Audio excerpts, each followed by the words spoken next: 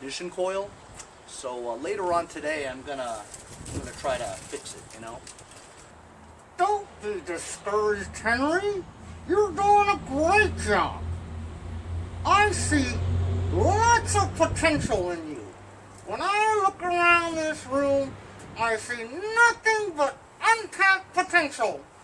You have potential. You have potential. Shout out to my buddy John Pruss from Tennessee.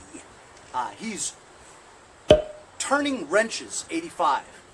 Go follow him on Instagram. Tell him Henry sent you. And Hank. So John donated $2 to Mowers and Blowers. Help support the channel. Buy a sticker. Really appreciate it, John.